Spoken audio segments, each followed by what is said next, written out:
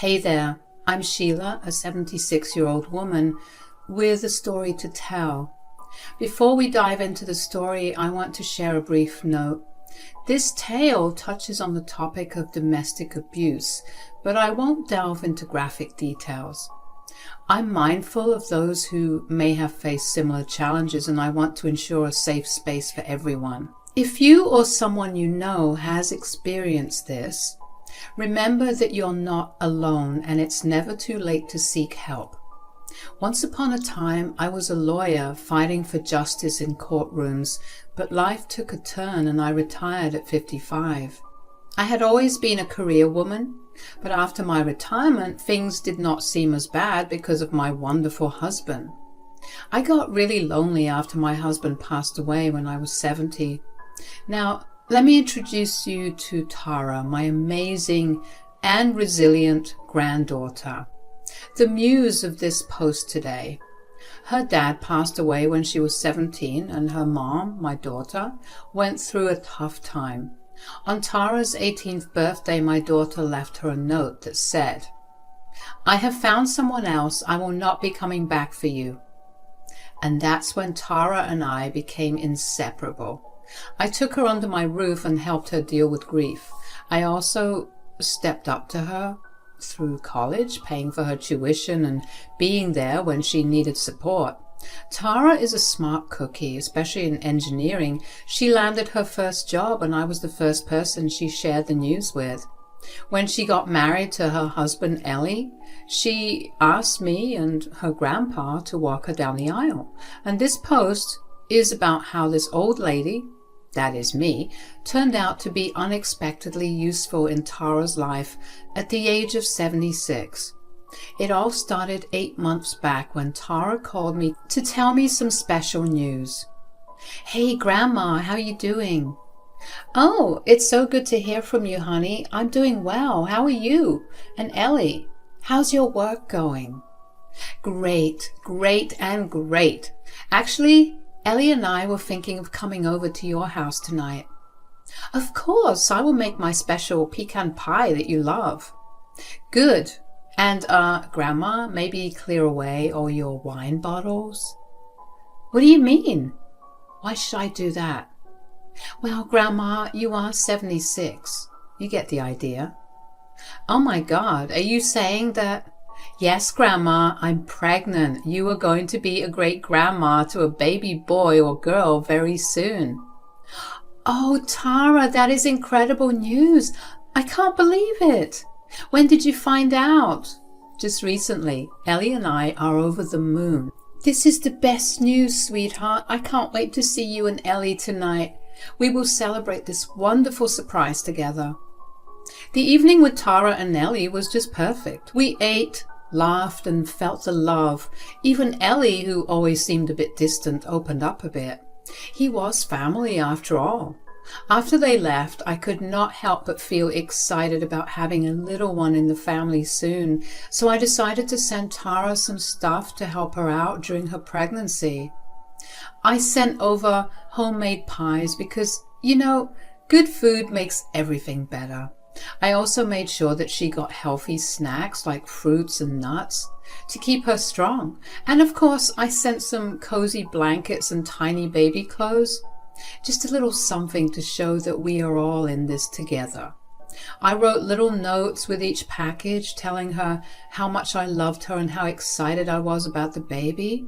When Tara completed her first trimester, I decided to invite her and Ellie for dinner because it had been a long while since I had not seen her. The table was set and the aroma of a home-cooked meal filled the air. A short while later, an Uber pulled up in front of my house and I rushed to open the door, my heart fluttering with joy. To my surprise, Tara stepped out alone. "Tara, where is Ellie? You came alone?" "Well, how about we go in and I'll tell you, Grandma." We both stepped inside the living room and Tara took a seat.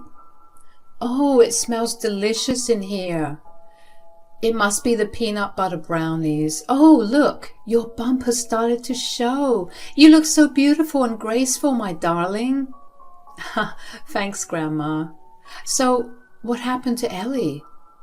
Well, there is a lot I need to tell you, Grandma. Firstly, I quit my job. Wow, that was a decision I never saw coming. I wanted this pregnancy to be a time to enjoy, and I want to be focused on only that. And then, when I thought about it, I would not be going back to work for a long time after the baby arrived. So getting off work for a while seemed like the right option. Yeah, you made the right decision. Motherhood is a beautiful thing, full of joys you don't want to miss out on.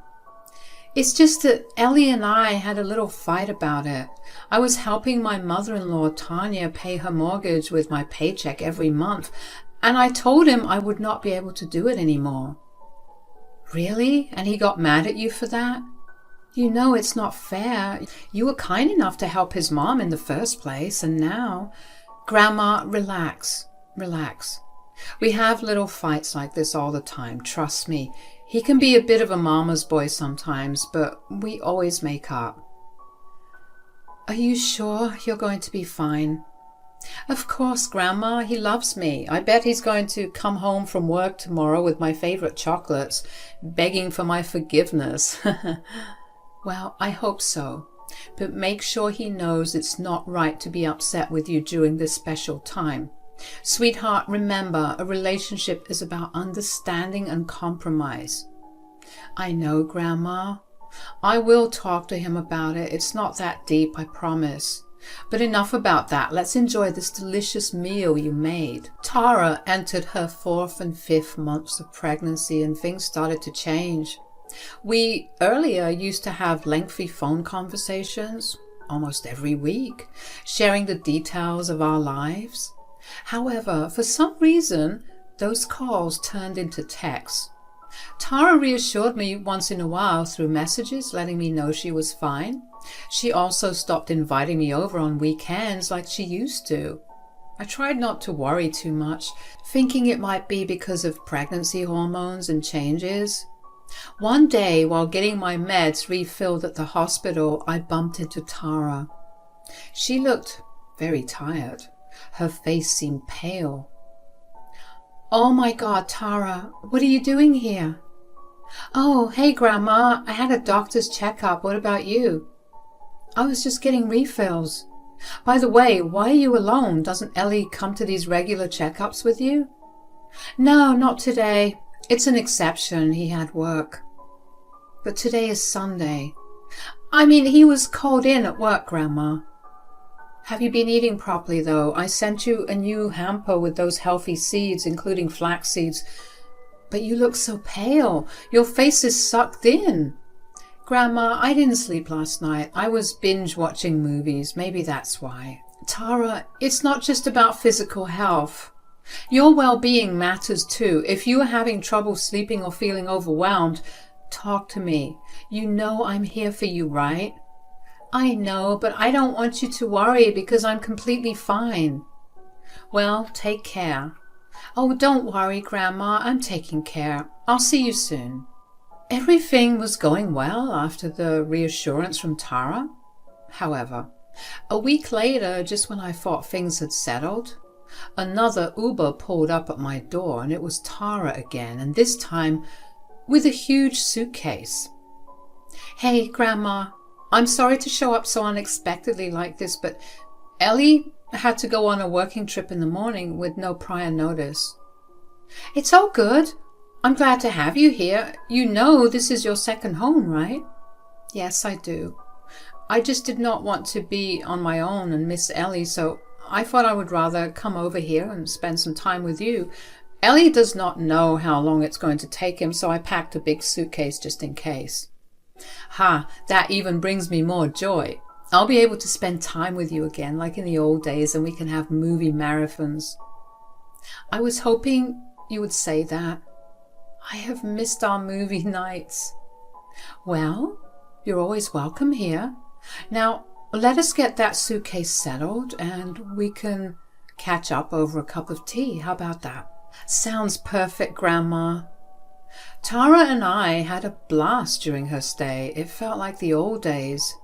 But better, without all the trauma. Our mornings became a ritual. Tara doing a bit of yoga and me reading the newspaper. We enjoyed healthy meals, worked on little DIY projects for the upcoming baby's room, and had loads of fun. Tara started gaining her health back. Her once sucked-in cheeks were not as prominent anymore. It had been a week of joy and reconnection. One morning, as I headed to her room to give her the green smoothie we had adopted into our routine, I walked in on her video chatting with Ellie. "Hey there, Sheila. How's everything?" "Oh, hey, Ellie. How is your work trip treating you?" "Work trip? Oh, yeah, that. It's going really well. Can't wait to get back and see Tara." "That's sweet, honey." "Tara? Why don't you ditch the sweatshirt? It's scorching here. Why wear that in summer?" "Grandma, I'm just feeling cold. My body's going through some interesting changes during this time." "Tara, you better keep it on. We don't want you to catch a cold." "Sure thing. Well, hopefully we'll see each other soon." "Absolutely." "Bye, Ellie. Take care." "Bye, Sheila." 2 days had passed since Ellie's video call, and Tara and I were comfortably seated on the couch. I was completing a blanket I had started crocheting for the upcoming winters, and Tara was engrossed in a magazine. The atmosphere was peaceful until suddenly there was a loud banging on the door. It was a strange occurrence, especially when there was a perfectly functional doorbell. The banging sounded aggressive, and Tara and I exchanged concerned glances. Tara started to get up, but I quickly signaled her to sit down. I felt a protective instinct, wanting to shield her from any potential danger.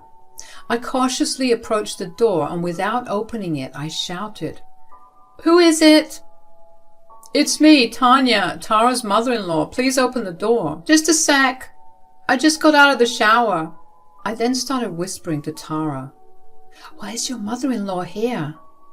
"Please don't let her in, Grandma. She's going to hurt me." "Hurt you? What do you mean?" "Sheila, open the door. I know you're in there." "I'll explain later. Just please don't let her in." "She knows I'm home. I just can't refuse to open the door." "Grandma, please." "Go upstairs and sit in my bedroom. I will tell her you're not around." "All right." Tara ran upstairs, and I went and opened the door. "Oh, Tanya, it's been so long. This is so unexpected. I thought you forgot about me." "Hey, Sheila, I'm not here to see you. Where is Tara?" "I'm afraid Tara's not around." "What do you mean? I know Tara's in here." "Whoever told you that has the wrong information. Where is Tara? You have got me all worried about her. Did you talk to your son about this?" "He's the one who told me she's here. Let me come in. I'll have a look around." "Well, I will not allow that. And by the way, you are on my property. If you continue to bother me like this, I can give a call to the cops. So I'm asking you very nicely, Tanya, please get off my property right now. I don't know what it is that my granddaughter has done to upset you, but this behavior is not acceptable at all." "Well, I'm leaving your property right now, but we will get even some other time, Sheila." Tanya walked off down the sidewalk, engrossed in her phone. 5 minutes later, an Uber arrived and she left. As soon as she was out of sight, I called for Tara and she came downstairs. The atmosphere was heavy with confusion. I could sense that Tara was hiding something from me, and it left me deeply worried. "Tara, there's a lot you need to share. What was that commotion about? I had no idea your mother-in-law could be so unpleasant. Does she treat you like this regularly?" "It's more complicated than it looks, Grandma." "Honey, talk to me. I am genuinely worried." "Well, Grandma, Tanya has not always been kind to me. Even when I was helping with her mortgage, she was never appreciative. Ellie said it was just her way and I should endure it, but when I quit my job and refused to pay her mortgage, things got worse. Not just her, but my sister-in-law Amy too. They would show up at our place almost every day when Ellie was away at work and make my life miserable. Goodness, Tara, why didn't you tell me? Those ungrateful people, and what do you mean by make your life miserable? It started with ordering me around, forcing me to cook 5-course meals for them. If I did not comply, they'd badmouth me, saying, as a stay-at-home mom, I should follow their orders. But it escalated into abuse, both emotionally and physically. Unbelievable, honey. Look at these bruises on my arms. They'd throw things at me, or even pour hot water if I didn't do as they said. The day I came to your house, things got out of hand. That's why you never showed your arms in these sweatshirts. Out of hand? What happened? Ellie was at home all along. There was no work trip. Amy and Tanya came over, bad-mouthing me in front of Ellie. He stayed silent. When I stood up for myself, they got aggressive. Tanya pushed me and I ended up on the floor. I had to see a doctor before coming here to make sure everything was okay. Tara, I can't believe you went through all of this alone.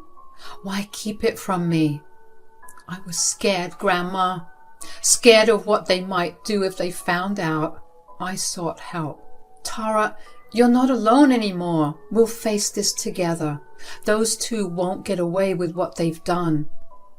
I just wanted a peaceful life, Grandma. I never expected things to turn out like this. Ellie is still at home and we're not talking. I'm uncertain how long this will continue. The environment isn't safe for my baby. I just want to shield him and make the best choices. Sweetheart, don't worry about going back to that house. With my background as a lawyer, I've encountered cases like these throughout my career. Women can be emotionally manipulated and suppressed to a point where they are scared to speak up. It's easy for others to ask, why didn't she report it? Or why endure the nonsense? But I understand your perspective. You and your little one deserve a safer and better life. I had a plan in mind to bring justice to Tara. We needed some sort of proof. I asked Tara to invite Ellie along with his mom to my house the next day. I wanted to create a situation where we could uncover the truth and gather evidence against the abuse Tara had been enduring. Tara, we need a plan to bring justice, and for that, we need proof. Tomorrow, invite Ellie and his mom to my house. But why would they willingly come here? Well, we need to give them some sort of bait. Tell them you asked me for money and you are willing to give it to them. Convey that you want the abuse to stop. Make it seem like you want to return home and beg them to go easy on you. In return, you will hand over some money. Grandma, I'm not sure if they're going to buy it. Trust me, Tara, I've dealt with people like these for most of my life. Some people are really greedy and they'll go to any extent for money. Okay, sure, I'll give them a call and let's see what happens.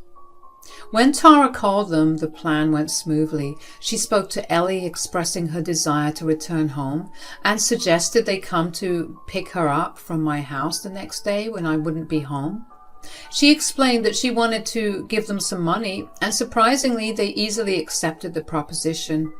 It seemed like they took the bait without questioning the motive, setting the stage for our plan to unfold. I was genuinely concerned about Tara. For all these months, she had been enduring so much, and I didn't know. I couldn't help her. That night, she slept next to me, a hint of fear in her eyes. It struck me how much trauma she must have experienced to be scared of her mother-in-law, who just appeared at the door. But one thing was clear in my mind: I would make them suffer. I had always been fiercely protective of Tara ever since my daughter left her. It was baffling how much I resented my own daughter for her selfish actions towards my granddaughter. The next day arrived. Tara had invited them over to my place at 3 o'clock. The plan was set. I would hide in the upstairs bedroom with my neighbor, Dash, a 24-year-old young man who had always been very helpful to me. Tara's in-laws were dangerous, potentially capable of anything. I wanted to be prepared just in case.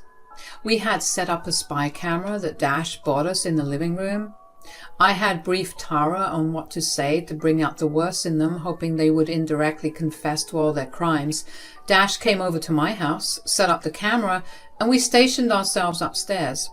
From our vantage point, we could overhear everything from downstairs. The camera was in place and the doorbell rang at 3 sharp.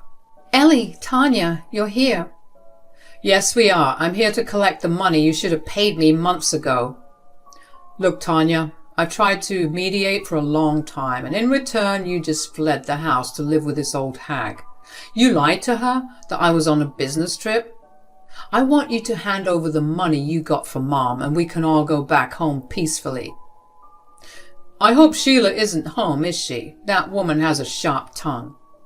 Well, she isn't. Okay, then let's get this over with. The thing is, I don't have the money. I lied to you. There we go again. I'm so sick of you, drama queen. What? Are you kidding me? What are we here for then? I called you here because I wanted to make peace and go back home. I'm sorry, Tanya, I quit my job, but I needed some time for myself and my little one. I don't want to be a bother to my grandma anymore. Tanya, when you threw things at me, all I wondered was how could you do that to another woman, especially your own daughter-in-law? And Ellie, you didn't even step up for me.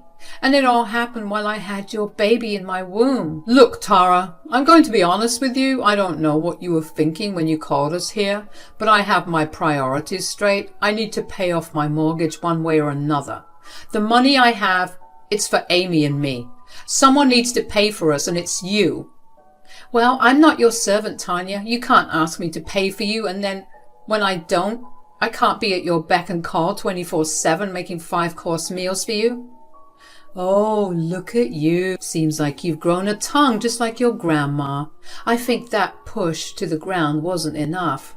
Amy and I will be waiting for you because sooner or later you're going to come back crawling.